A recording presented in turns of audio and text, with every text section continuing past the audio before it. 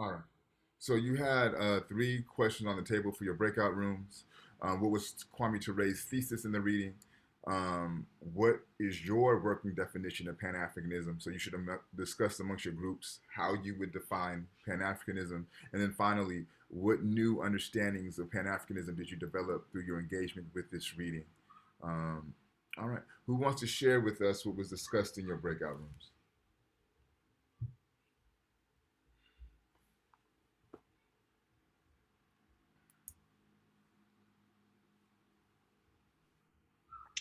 So what I got from reading the text, Ture was his name, right? Kwame Ture, yes. Ture, Kwame Ture. From the text, his thesis, I got that Pan-Africanism is a concept that was rooted from people from the land from taken from the motherland, Africa, so slavery. The second, and then it has extended and has a like it has a really rich history that many that many people, like many iconic figures, came out of. And I know that he listed in one of the paragraphs a whole array of like Mm-hmm. activists and Pan-Africanists.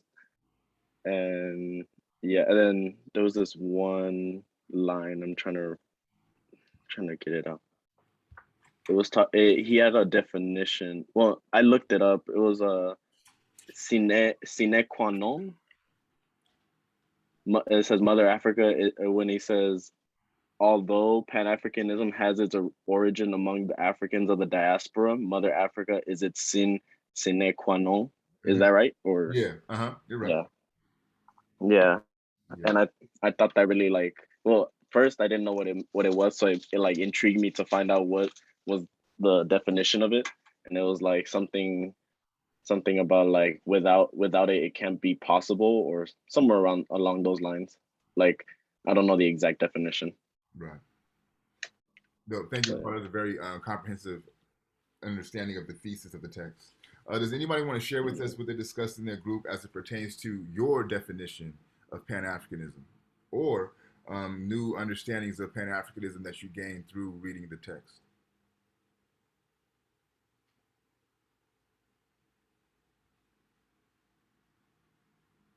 Emily, what was discussed in your group?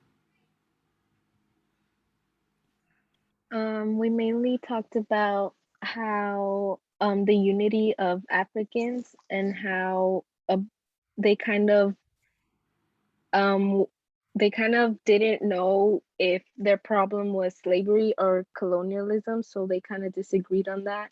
And how I think at the end of the text they kind of talk about how in order to fight settlers, they have to unite and make sure that all of them are um like they all had to come together in order to fight, because or else they won't be able to beat them basically. Right.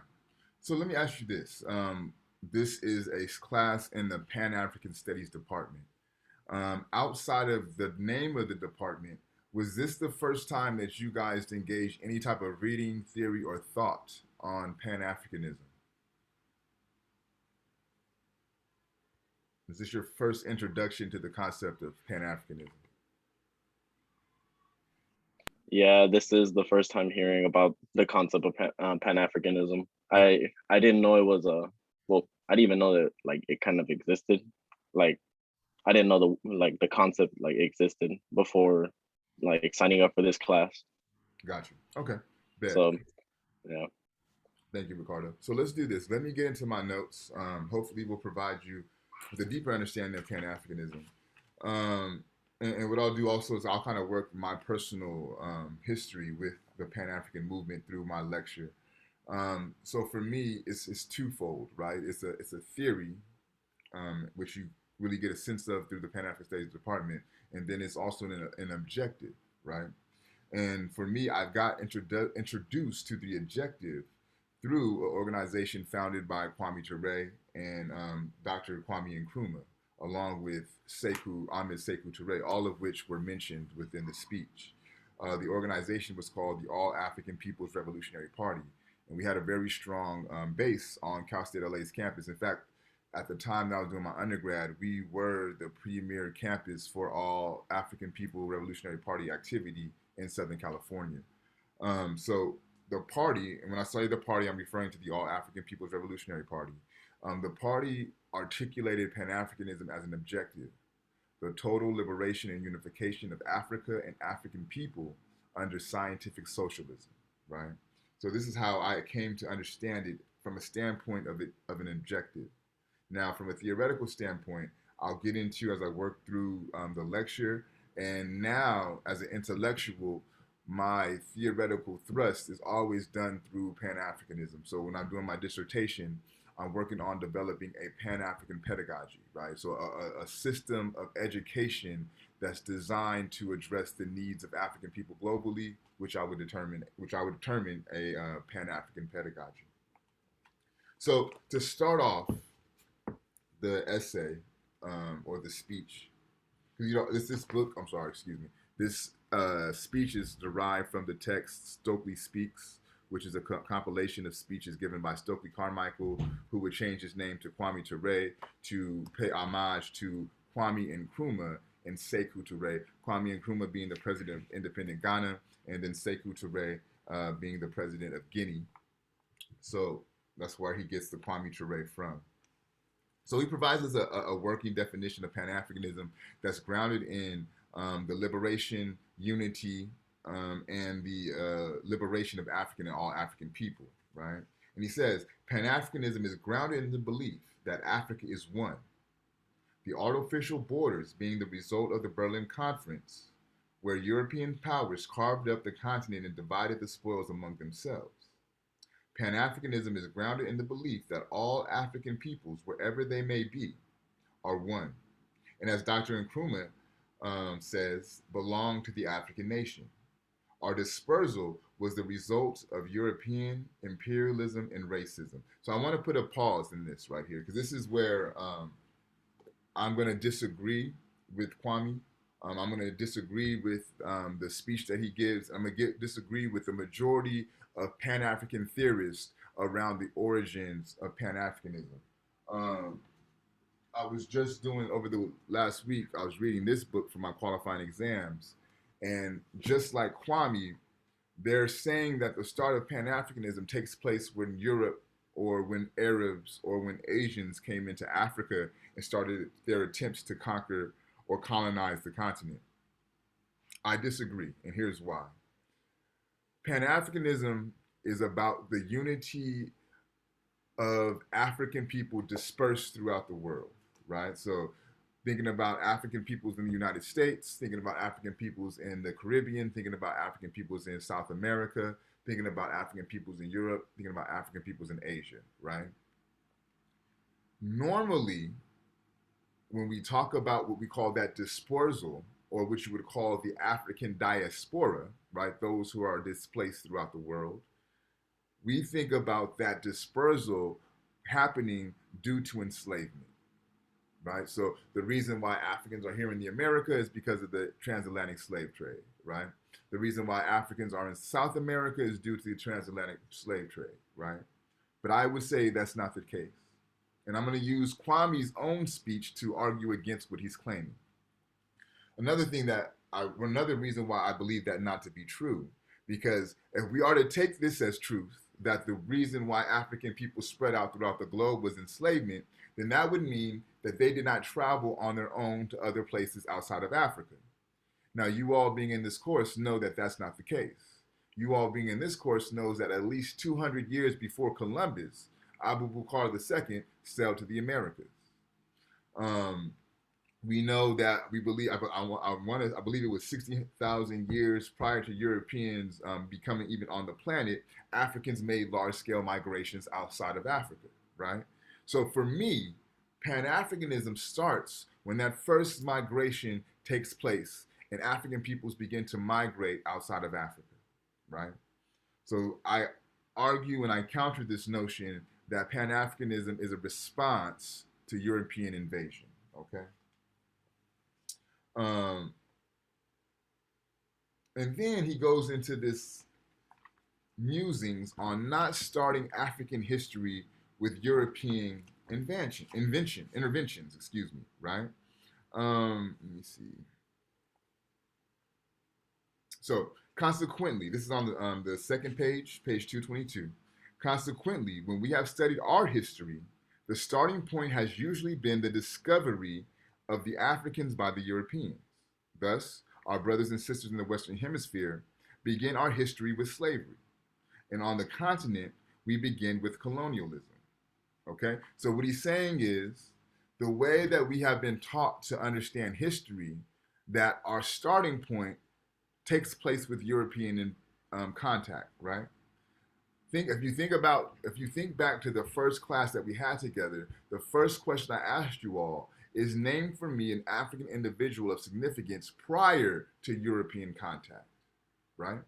And he's saying this tendency that we have of starting our position once the European comes into play is wrong, right?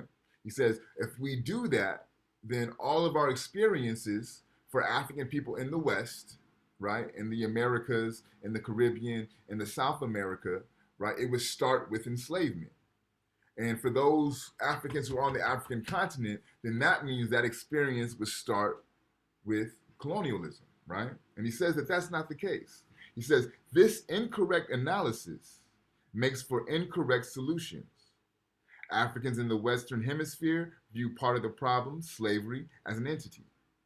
On the continent, another part, colonialism, is seen as the unrelated entity, right? So he's saying this is a problem because it causes those, what we call Africans in America, right, to view the only issue that they're facing as enslavement. And Africans on the continent of Africa to view their problems strictly through the lens of colonialism. And what that does, it does not allow for African people to view the connections between enslavement and colonialism, right? And there's a direct correlation between enslavement and colonialism. Think about it. All the people who were snatched up out of Africa, right? By and large, were the strongest, the biggest, right? The most fierce warriors that Africa has. So if those are all eradicated out of Africa, the fighting force to eliminate or prevent colonialism from happening has been removed. And that allows for this process of colonialism to be more easily accomplished because that warrior class has been removed through the system of enslavement, right? So these two phenomenons, enslavement and colonialism, they really work hand in hand to create African subjugation, okay? So while Kwame is telling us not to start our history with contact with Europeans, he's tracing the starting points of Pan-Africanism to contact with Europeans, right? So I argue that no, we begin to think about this notion of Pan-Africanism at the moment that we started to migrate and move outside of Africa, okay? What I do like, though, he does say how all African resistance movements, be it conscious or subconscious, are leaning towards these notions and these ideas of Pan-Africanism. And then as Ricardo points out, he talks about all the great African intellectual giants who, as he says, are baptized in Pan-Africanism. And he mentions W.E.B. Du Bois, Henry Sylvester Williams, Joseph Casely, the Honorable Marcus Garvey, Patrice Lumumba, Malcolm X, Ben Bella, President Ahmed Sekou Ture, and President Kwame Nkrumah. And again, that's just to name a few, all who, as he says, were baptized by this idea of Pan-Africanism. On the subsequent page, he charts the evolution of Pan-Africanism, and he also speaks to the victories that Pan-African, were able to accomplish, but the successions that had to take place for those victories, right? I'm going to read a portion of that just to kind of give you a better idea, so bear with me, it's a little bit long. Today, even with nominal independence on our continent, Pan-Africanism finds fertile grounds. When Casely Hayford was calling out to his brothers across the Atlantic, Ghana was the Gold Coast. and Britain her master. So essentially, Ghana was being ruled by Britain, right? When Kwame Nkrumah stretched out his hands to his brother, Ghana was independent, and Nkrumah his leader. So he's talking about at a time Casey Hayford was calling from the Americas to Africa, right? Ghana was being ruled or colonized by Britain, right?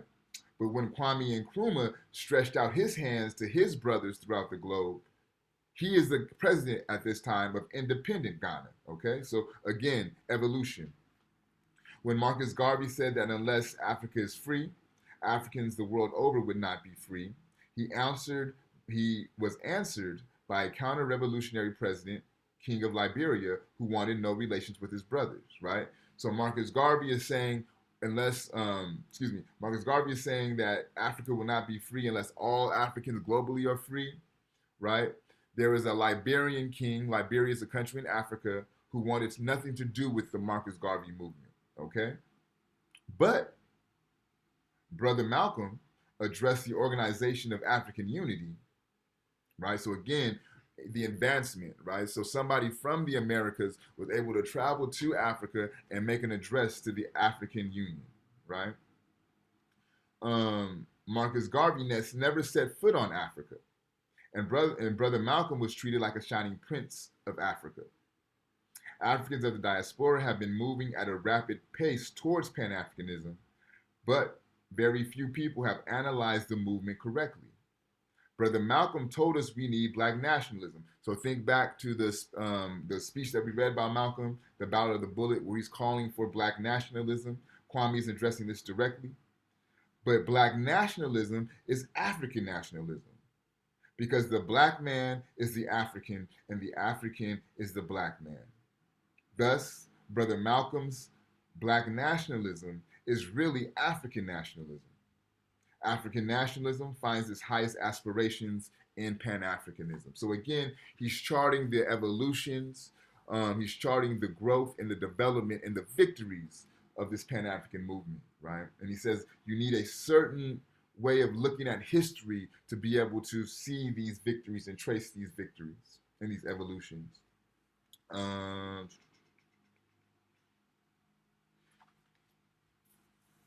Another thing that Kwame is very, very serious about, he says that there's several Pan-Africanists who feel that you do not have to repatriate, excuse me, or you do not have to move back to Africa in order to be considered a Pan-Africanist.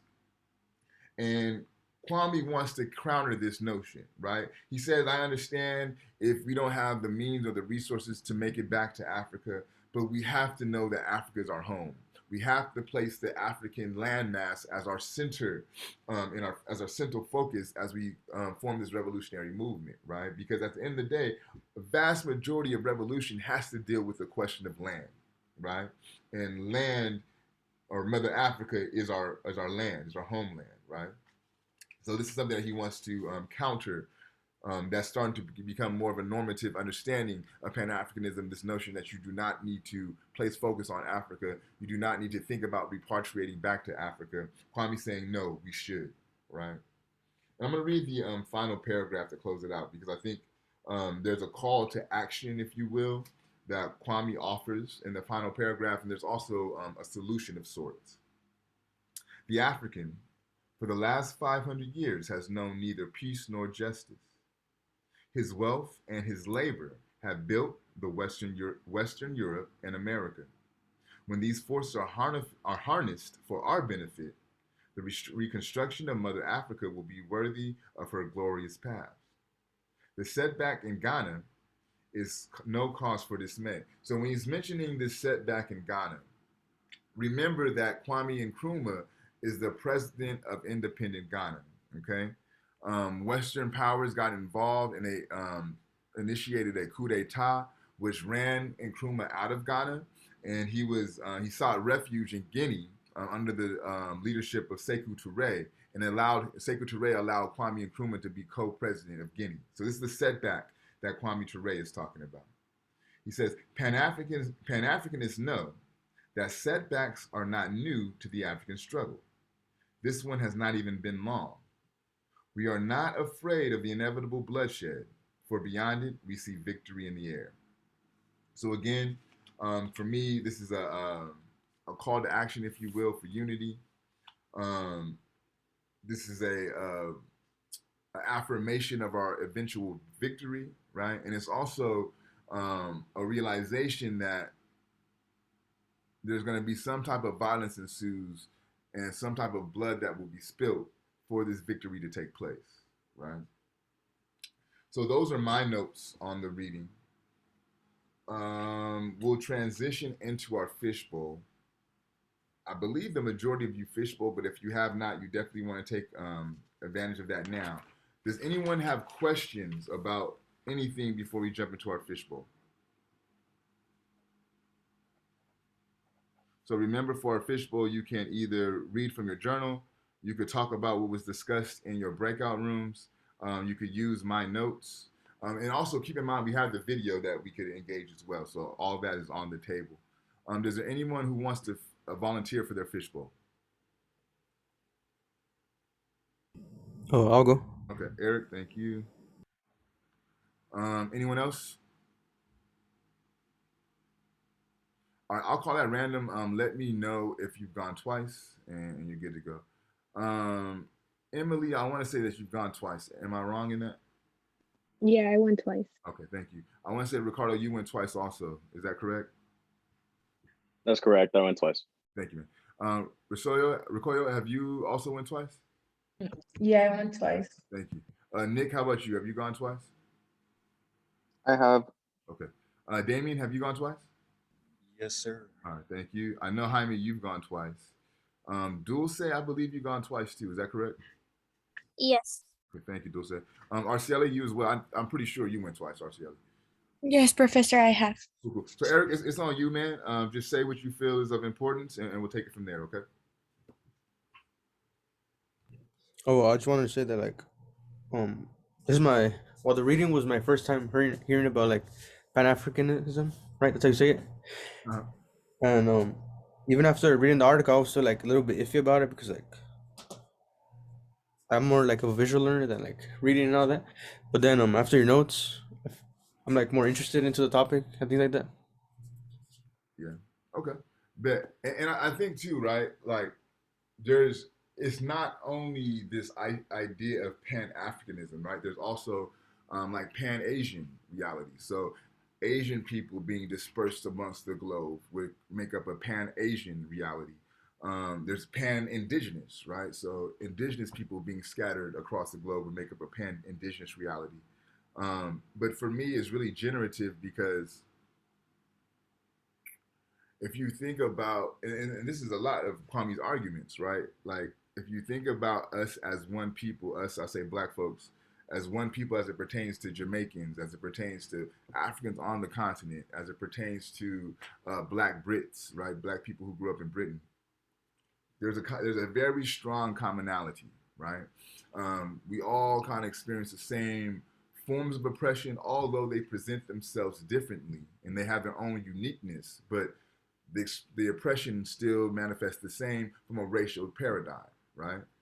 So when you think about power, when you think about resources, when you think about opportunities, those get multiplied tremendously when you go from just thinking about yourself as an African in America to a global African, right? Think about what type of trade opportunities could take place if African people decide to start engaging in trade and commerce with African people on the continent of Africa, with African people in the Caribbean, and with African people in Europe, right? That's going to give us an economic power base. This ties back to Malcolm's notion of black nationalism, right? But what that does, it expands it from just being a power base in the Americas to being a global power base. And to me, this is why this idea or this notion of Pan-Africanism is so useful and so what I call generative. Other thoughts on the reading? Let's get 3 more thoughts and then we'll go over the songs for your group projects. Personally, I liked how you put in from your perspective, not only just because I was just looking at it from the text. I didn't see it from your perspective till you told us how you see it. Yeah. Yeah, I think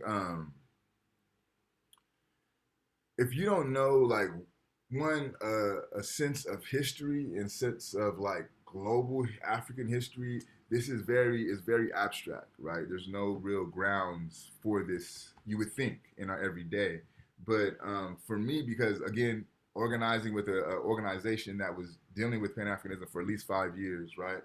Getting a bachelor's and a master's in Pan Africanism, I have a very conceptual, theoretical understanding, and then also because of the organizing, a very practical understanding. Um, and it doesn't have to be that abstract, right? Like my wife, my home is a Pan African home, right? I was born here in America. My wife was born here in America, but her parents were born in Eritrea, right? So her whole cultural background is from the continent of Africa, right? But there's a Pan African connection here, and this is infused in the way that we raise our children and make our home, right? So there's a very real practical ways that Pan Africanism can manifest itself. Right now, if your ear is globally attuned, especially to music, like Afrobeat is taking over the world soundscape right now. And Afrobeat is a Pan African production, right? Because there's by and large there's artists who are coming out of Africa. Burna Boy out of Nigeria. Really, Nigeria has a very strong hold on the Afrobeat movement. But in their vernacular, in their syntax, in their expression, right, they use a lot of patois, right, the language that's spoken in Jamaica. They use a lot of dance hall themes, right?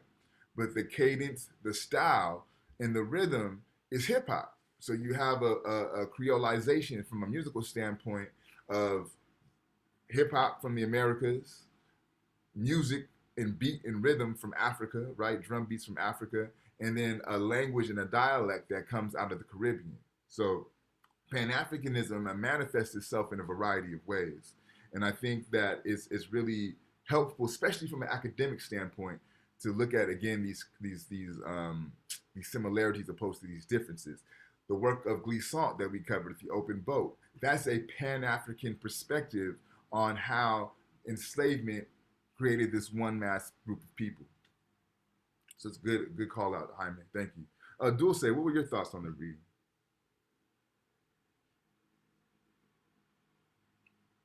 Um, I didn't read the reading, Mister. I just saw the video. Let's talk about the video. That's good. What are your thoughts about that? Yeah, he was talking. One of the men was talking about unity, and I thought that was like it's a really hard reality because there is people today that we have like black cops that still treat their own people with brutally. Yeah. So I think it's something that we can achieve today because we have that problem that we treat our own people badly. Yeah. And I'm looking at the chat. Jaime says, because people just look out for themselves, right? And that's going to also circumvent the ability to be unified. But I think also, right, this this idea of the independent person, that's a European invention.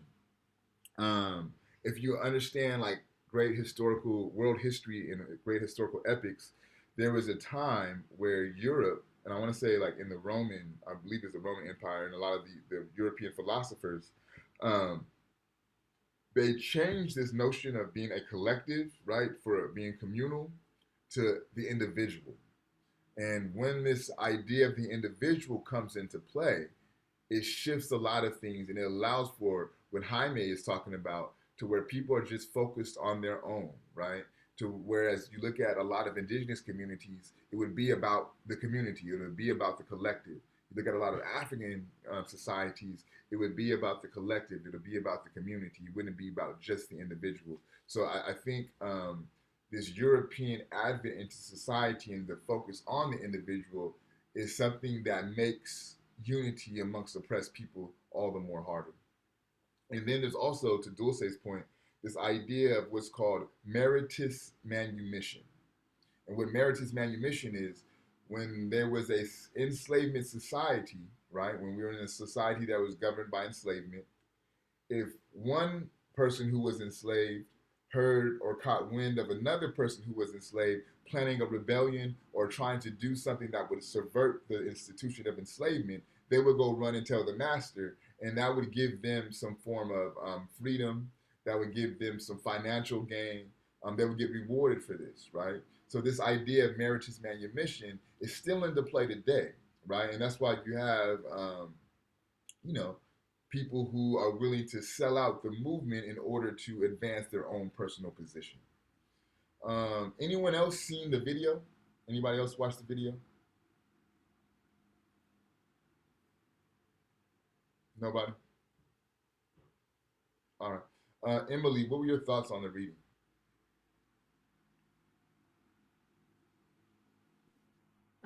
I enjoyed it mostly because I feel like it focused a lot on the meaning of Pan-Africanism, and I was able to understand it a little bit more.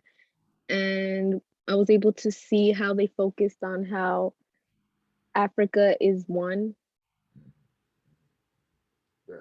Thank you, Emily. Okay, so let's go through now and choose the songs that you have for your groups. And then what I would like to do is have you guys exchange information for those who are on the group. Does anybody already know what song you want? If so, let's go ahead and call it out now so we can run through this. Can I get the Tupac one? Yep. And Tupac. White Man's Can World. I get the Kendrick one? 1 second. Let me get this one down first.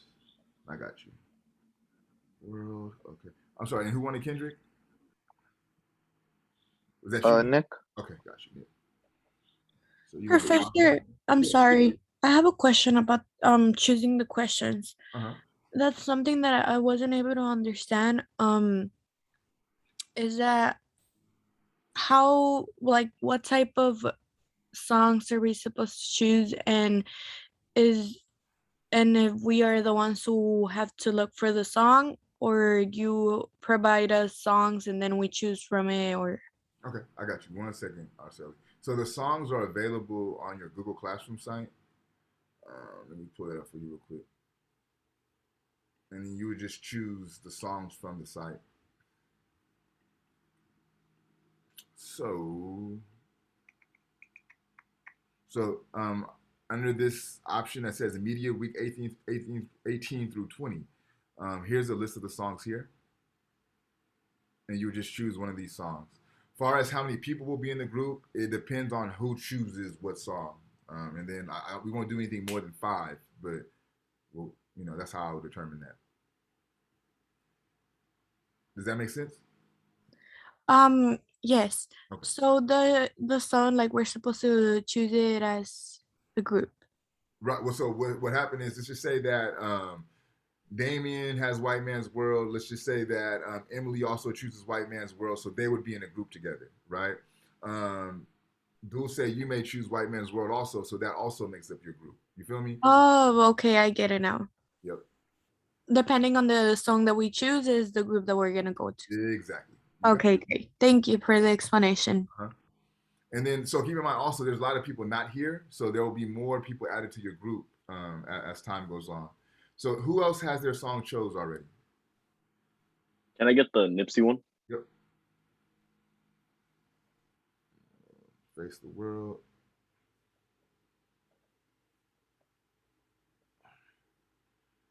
Anyone else? I also chose a Nipsey one, but I have a question. Yeah. I normally, I'm in Group B, so I have classes on Wednesday, but I couldn't attend it on this Wednesday coming up because I'm gonna have something to do. Okay. So I joined today, but okay. I don't know. So I'm gonna put you in Group B. Yeah.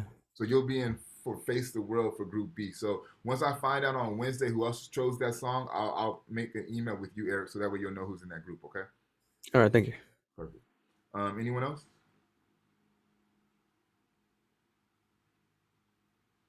Okay, so for Emily, Rocio, Damien, actually, no, Damien, you're good. Jaime, Dulce, and Arceli, listen to the song as soon as possible. Listen to all of them. Find one that speaks best to you, and then email me to let me know what group you want to be in. And then that way you guys can start putting that together, because we only have a couple more weeks before the semester's out. And I want you guys to kind of get a jump on project. I don't care how you do the project. It's totally up to you. This is on you to use your own creative abilities, right? You could do a PowerPoint presentation. You could do a poem. I had the students do an actual song before that came out really dope. You could do a podcast. Whatever you see fit, it's up to you. I just ask that you talk about the song's thesis, the song's your analysis of the song, a contemporary analysis of the song, and then offer any question that you may have about the song. So this should sound familiar to you because it's exactly what's in your journal. So how you choose to do so is going to be, or how you choose to present that is up to you. So Dulce is also choosing Mama by Kendrick. So Dulce and Nick, make sure you guys exchange information, okay, before the day is over.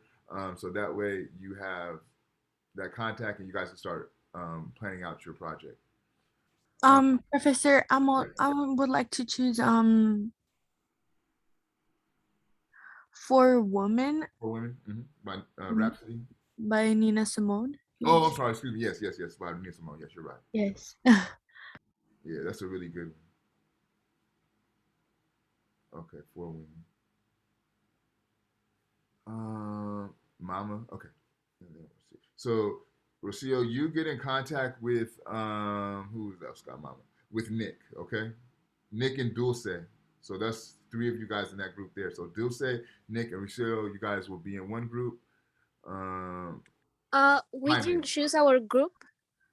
Well, the song determines the group. Okay. For me. So okay. You chose Mama, right? Yes. So that will put you in the group with Rocio and Nick so far. And Jaime now. And Jaime chose Mama also. So for this group, we're going to close out the song Mama by Kendrick. All right, we have what, 4 people? So Mama's off limits. All the other ones are good. All right, so I think all of you chose your group. So if you know who your group members are, here, I'm gonna read that out. Write this down so you know who's in your group, and that way you can start exchanging contact information. We have Eric for Group B, Nipsey Hussle's Face the World. We have Damien, White Man's World, Tupac. We have Nick, Mama, Kendrick Lamar. We have Ricardo, Face the World, Nipsey Hussle for Group A.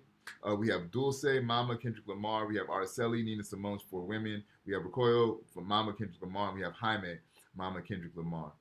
And then again, once I figure out other people's selections, I'll connect you with them. For next week, let's pull this back up.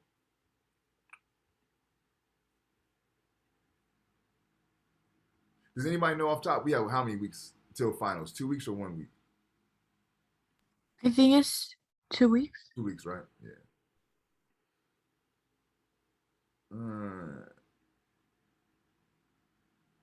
So do for next week, just do the Huey P. Newton reader.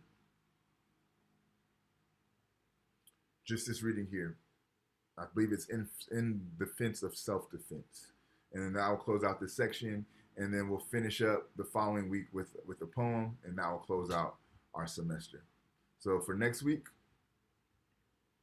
not to confuse, but Huey P. Newton reader in defense of self-defense. Any questions? Nope. All right, you all. Have a good rest of your week, and I will see you all next Monday. Thank you. Okay, sir, before you leave, can I ask you a question? Yeah. Could we wait till the very end? Yeah. Does anyone else have any questions? No? Okay. No, I'm good. I was just gonna say, to have a good one. Oh, you as well, Ricardo. I appreciate you, man. All right, bro. See you. All right. Jaime, you good?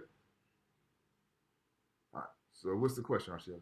Okay, so the thing is that I have been struggling currently with 2 classes. One is statistics and the other one is English. English, it's very hard. Well, it's not hard. It's just